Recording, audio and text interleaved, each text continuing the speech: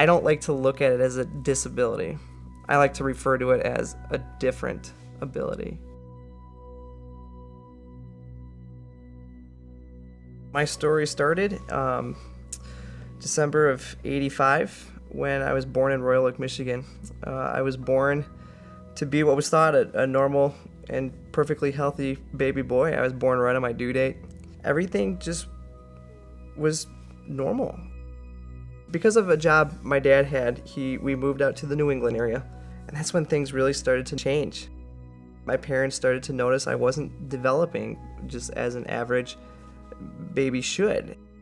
So they took me to UMass Hospital, and through tests and other sources of documentation, it was determined that I was diagnosed with what's called cerebral palsy. Both sides of my family live in Michigan, and so they decided it was best to move back where they had that support group. And so my parents got me involved with Mary Free Bed Hospital. Hours and hours of just rigorous and just hard work, and more operations were required to realign muscles and nerves and joints in my feet and legs. And about the age of 7, I took my very first steps.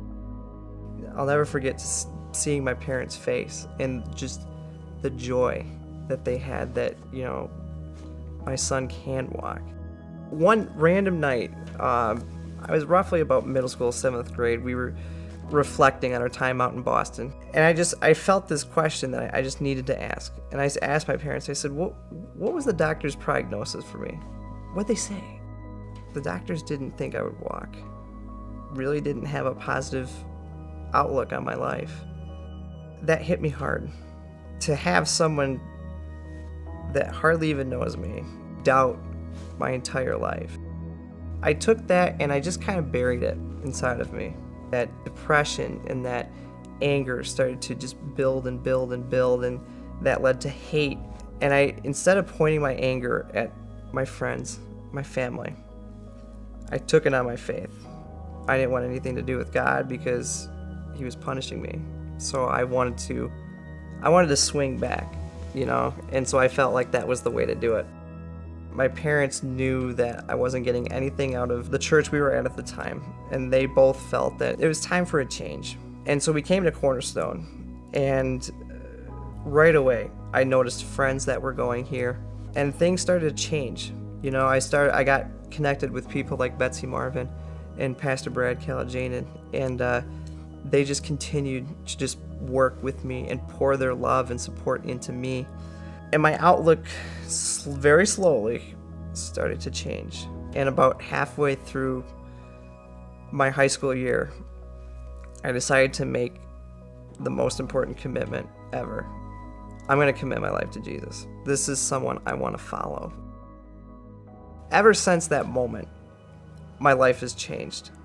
I have a new outlook on life that I never thought I would have.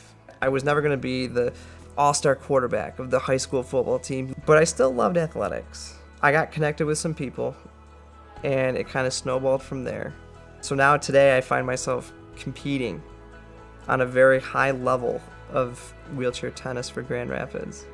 I need to continually remind myself that, God's going to close some doors to you. You may not understand why, but at the same time, God will reveal new doors and new opportunities.